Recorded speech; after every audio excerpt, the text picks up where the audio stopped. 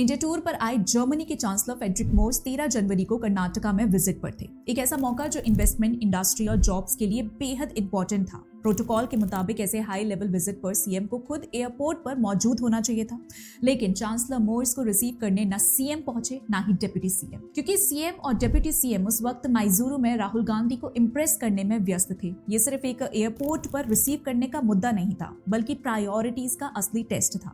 दुनिया की सबसे बड़ी इकोनॉमीज में से एक जर्मन के चांसलर फ्रेडरिक मोर्स बेंगलुरु आए तो ये विजिट इन्वेस्टमेंट, इंडस्ट्री, जॉब्स और India EU free trade agreement जैसे क्रूशियल इश्यूज के लिए बहुत मायने रखता है। ग्लोबल ऑर्डर बदल रहा है, यूएस के ट्रेड डिसीजन से यूरोप नए पार्टनर्स ढूंढ रहा है और इस मूवमेंट पर जर्मनी का इंडिया में आना, खासकर कर्नाटका आना, एक स्ट्रेटेजिक अपॉर्चुनिटी थी। लेकिन इस मोस्ट इंपॉर्टेंट विजिट पर भारत के ग्लोबल इंटरेस्ट और कर्नाटक की इकोनॉमिक अपॉर्चुनिटीज को साइडलाइन कर दिया गया। आयरनी देखिए, कांग्रेस के सो कॉल्ड युवा नेता ने कुछ दिन पहले मीडिया के सामने बात रखी थी कि उनको पुतिन के बैंक्वेट में इनवाइट नहीं किया गया, लेकिन जब खुद उनके पार्टी के सीएम के पास मौका आया तो वो मौका गवा दिया गया। ये सिर्फ एक प्रोटोकॉल लैप्स तो बिल्कुल भी नहीं है, बल्कि इंटेंशनली मिस्ड अपॉर्चुनिटी है। ये एक ऐसा सिग्नल है जो बताता है कि कांग्रेस के लिए पहले पार्टी बाद में नेशन है। आप खुद ही देखिए, जब कर्नाटका को ग्लोबल मैप पर स्ट्रॉन्ग पोजीशनिंग की जरूरत थी, तब कांग्रेस सरकार की प्रायोरिटी कौन था? स्टेट या सिर्फ एक फैमिली का लीडर?